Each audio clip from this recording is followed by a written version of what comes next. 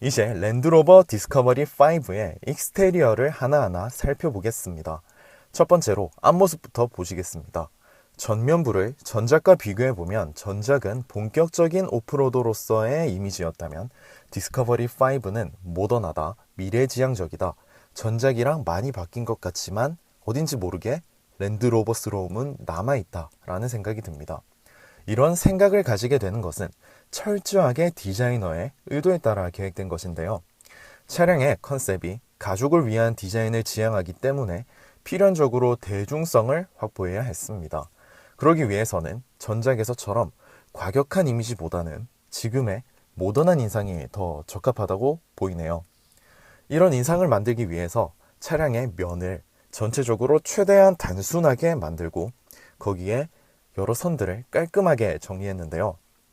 위에서부터 엔진 후드의 파팅 라인과 전면부를 나누는 중심선, 그리고 그 안에 두 줄로 된 헤드램프 중에서 상단 부분과 라디에이터의 선을 맞추고 하단부 그릴과 스키드 플레이트, 그리고 범퍼 하단과 안개 등의 선도 정리가 잘 되어 있습니다. 여기에 인테이크 그릴과 안개 등의 외곽선도 정리가 깔끔합니다. 이런 걸 디자인에서 얼라인이라고 하는데요. 지난 세대 디스커버리만 해도 랜드로버는 디자인을 잘하거나 하는 이미지의 브랜드는 아니었습니다. 그런데도 이런 얼라인에 있어서만큼은 강박증을 가지고 있을 만큼 잘해왔던 브랜드였습니다. 이런 단순한 면과 깔끔한 선 정리 이후에 볼륨감을 잡아줌으로써 차의 이미지가 아주 깔끔하고 심플하게 다가옵니다.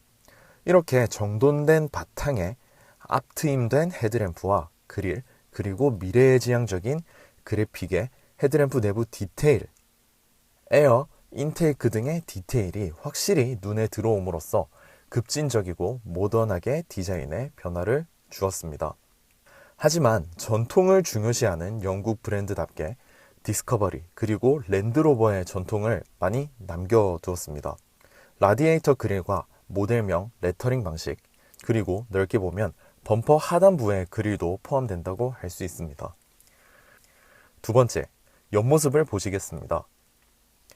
옆모습에서도 전면부와 마찬가지로 오버핸더 같은 오프로더로서의 과격한 특징들은 모던하게 변화되었습니다. 이런 인상을 위해서 역시나 단순하고 볼륨감 있는 면에 선을 적게 사용하고 정렬을 잘했는데요. 이렇게 필요한 선을 깔끔하게 사용했기 때문에 디자이너의 의도를 파악하기가 쉽습니다. 디스커버리는 전작에 비해 전고가 많이 낮아졌지만 여전히 보통 차들보다 높은 전고를 가지고 있습니다. 주유구의 높이를 보시면 낮게 위치한 것처럼 착시를 줄 정도로 전고가 높기 때문에 시각적으로 차가 뚱뚱해 보일 수도 있는데요. 이를 몇 개의 선으로 만든 날렵한 이미지를 통해 잘 상쇄시키고 있습니다. 앞모습에서 봤던 후드 파팅 라인은 헤드램프의 옆면을 지나 그린하우스 하단부를 지나가고, 에어덕트에서 시작하는 사이드 라인은 테일램프를 지나 트렁크로 이어지고 있습니다. 그리고 루프와 그린하우스 사이에 수평선을 두었고, 가니쉬와 바디 패널을 구분하는 수평선은 전체적으로 차의 이미지를 날렵하게 만들어주고 있습니다. 그리고 이 수평 라인들과 교차되는 수직 라인으로 도어의 파팅 라인을 활용해 BMW의 호프마이스터 킥처럼 잡아당긴 활 시위의 형태를 취하고 있어 날렵한 이미지에 정점을 찍어주고 있습니다. 말씀드린 선들을 보는 사람으로 하여금 제대로 인식하게 하기 위해 사이드 미러 아래 블랙 하이그로시 디테일까지 활용해 그린하우스의 외곽선을 자연스러워 보이게 하고 있습니다. 깔끔한 면과 볼륨감 위에 이렇게 단순하게 선을 사용하기 때문에 헤드라이트, 테일라이트, 내부의 그래픽, 그리고 사이드 덕트 등 여러 디테일들로 눈이 가게 되고 디자이너의 의도에 더 쉽게 다가갈 수 있는 것입니다. 또 한 가지 더 흥미로운 것은 볼륨감을 강조하기 위해 헤드램프와 사이드 덕트를 활용해서 프론트 휀더를 강조해주고 있다는 것입니다. 그리고 휀더 가니쉬 12시 방향에 포인트를 넣어주는 섬세함도 표현했습니다. 이런 날렵한 인상과 디테일들이 모던한 느낌을 만들어 내기 위한 급진적 변화라면 마찬가지로 재해석된 전통적인 요소들도 있습니다.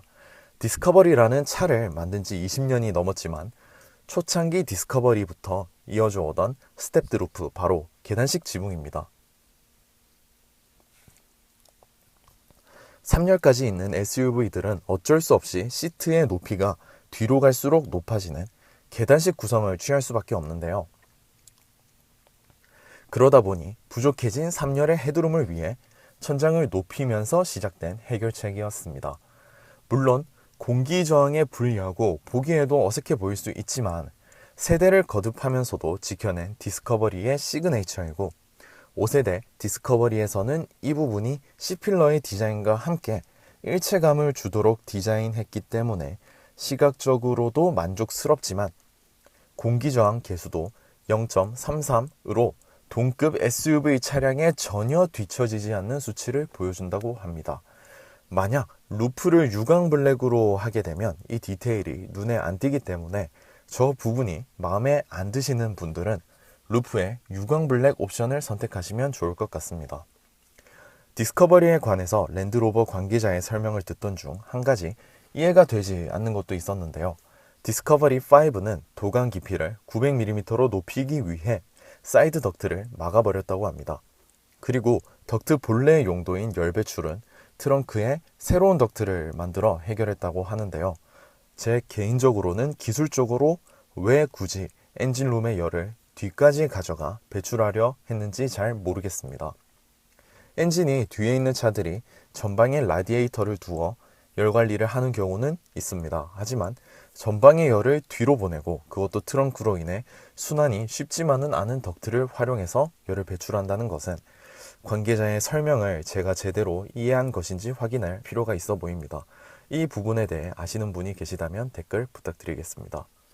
세 번째, 후면부를 보시겠습니다. 리어도 전면, 측면처럼 단순한 면과 볼륨감, 그리고 잘 정돈된 디테일을 활용해서 모던한 느낌을 주고 있습니다.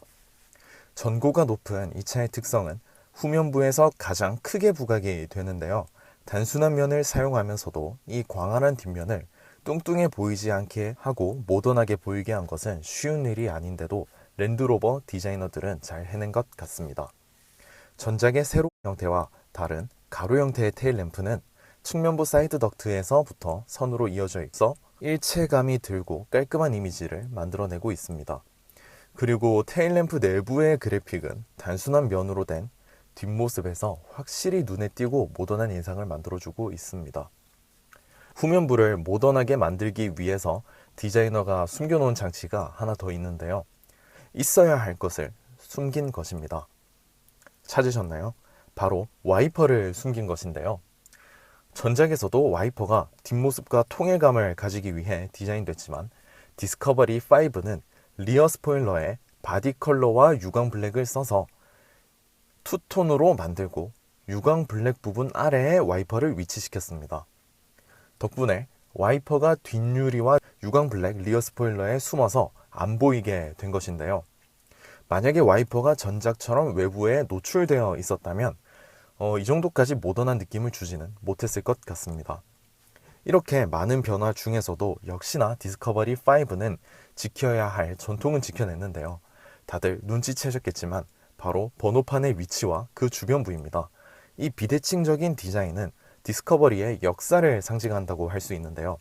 과거 디스커버리는 오프로드용 스페어 타이어를 지고 다니기 위해 비대칭적인 디자인을 했습니다. 그리고 이런 디테일은 오프로더로서의 이미지를 만드는 전통이 되어 스페어 타이어가 없는 디스커버리 4에서도 비대칭적으로 표현이 됐습니다. 하지만 모던한 인상을 만들어야 하는 디스커버리 5에는 이런 오프로더로서의 재래적인 느낌이 나는 디테일을 그대로 넣었다면 아주 어색했을 것 같은데요. 하지만 랜드로버의 디자이너들은 모던하게 이 비대칭적인 요소를 재해석해서 활용하고 있습니다. 덕분에 전통도 지키고 모던함도 만들어낸 아주 좋은 결과가 된 것 같습니다.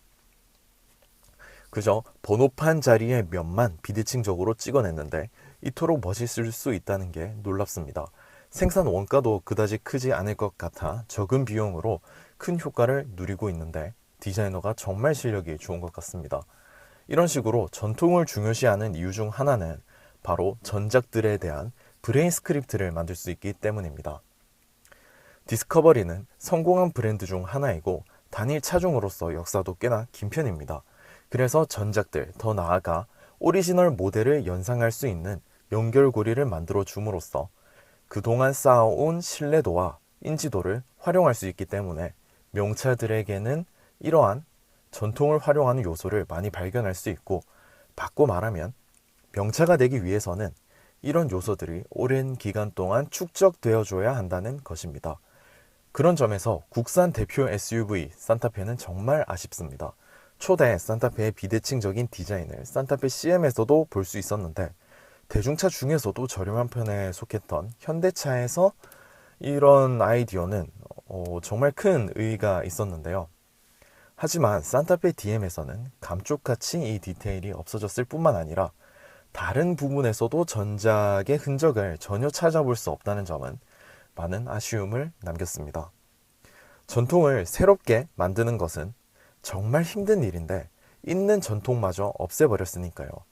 그렇다고 현대차가 전통을 버리고 혁신적으로 새로운 브랜드로 탈바꿈했느냐? 그건 또 아닙니다. 그랜저에서는 TG부터 이어온 연결된 테일램프를 계속 사용하고 있으니까요. 발전했다 하지만 해외 명차와 비교하면 여전히 아쉬운 이유는 이런 부분들 때문이 아닌가 싶습니다. 그럼 다시 본론으로 돌아와서 디스커버리의 트렁크에는 가죽을 위한 장치가 하나 더 있습니다. 트렁크를 열면 나오는 이너 테일게이트인데요. 전동식으로 작동한다는 점도 특이하지만 300kg까지 버틸 수 있다고 하는데요. 이런 방식은 100kg에서 200kg까지 견디는 게 대부분이지만 이 정도 무게를 견뎌서는 가족 구성원 모두가 안기에는 부족합니다. 하지만 300kg까지 버틸 수 있다면 성인 가족 3, 4명이 얼마든지 앉아서 여러 활동을 할 수 있을 것 같습니다. 확실히 가족을 위한 차라는 점이 이런 특징들에서 잘 드러나는 것 같습니다.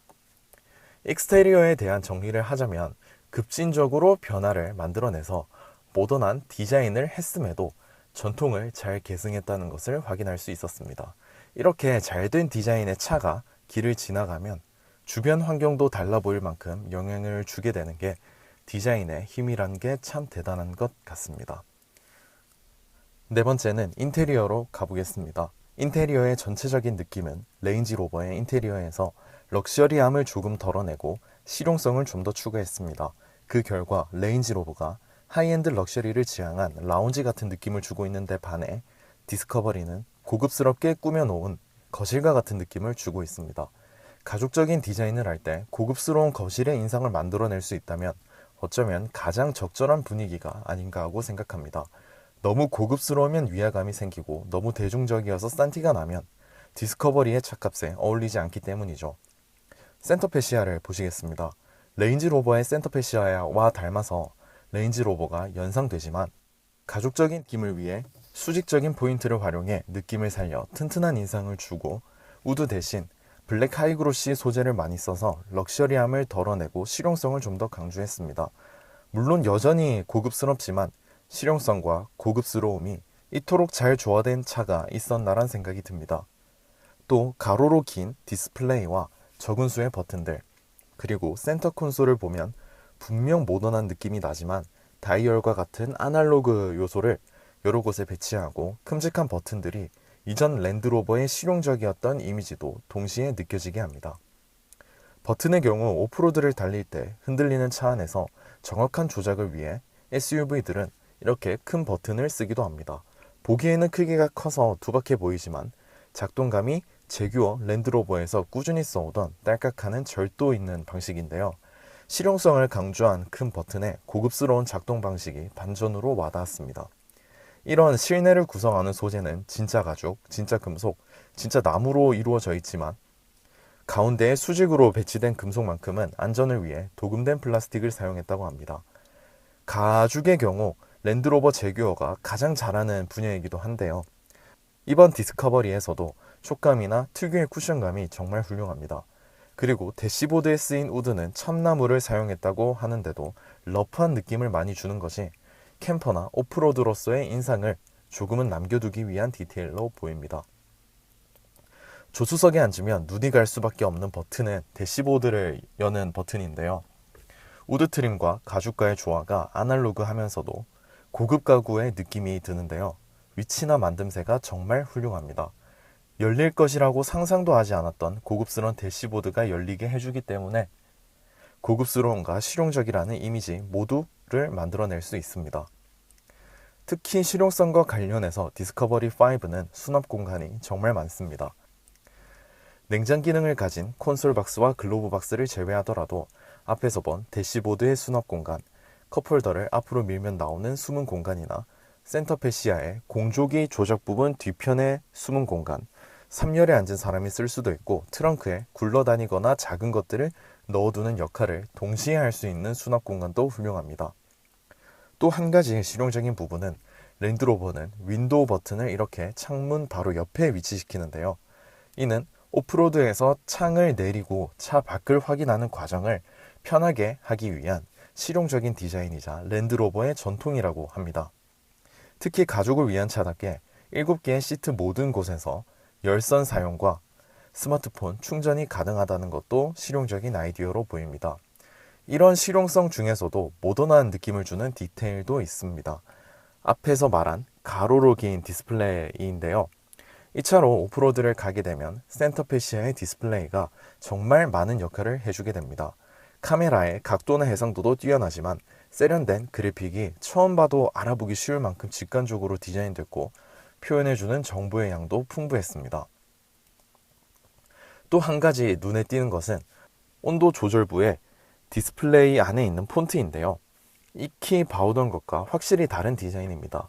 마치 오프로드의 자갈이 연상될 정도로 선이 많이 그어져 있으면서도 각 숫자들을 표현하기 위한 디테일한 구분선 역할을 하는 것 같습니다.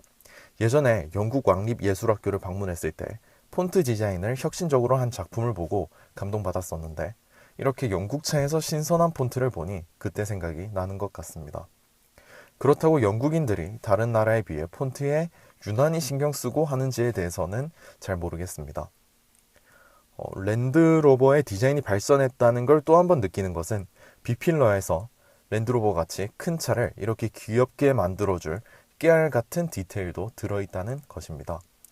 하지만 인테리어에서 아쉬움도 분명 있는데요. 바로 2열 시트입니다. 착자부에 앞뒤 폭이 좁고 바닥과의 높이가 낮아서 앉았을 때 많이 불편했었는데요. 이는 혹시나 제가 생각하지 못한 의도가 있지는 않나 싶기도 합니다. 예를 들면 디스커버리의 소비자 데이터 분석 결과 뒷자리에는 어린아이가 주로 탄다거나 해서 그에 맞춘 것은 아닌가 하는 생각도 있습니다. 인테리어를 정리하자면 가족을 위한 고급스러운 거실과 같은 인상인데 이 거실이 흙, 자갈, 산길, 물속 등 못 가는 곳이 없는 거실이란 점에서 디자이너가 이 차를 통해 소비자에게 전달하고 싶어하는 것이 무엇인지 느껴지는 것 같습니다. 여기까지 랜드로버 디스커버리의 5 디자인 리뷰였고 영상 재밌으셨다면 좋아요, 구독하기 부탁드리겠습니다. 저는 다음에 더 재밌는 디자인 리뷰로 찾아뵙겠습니다.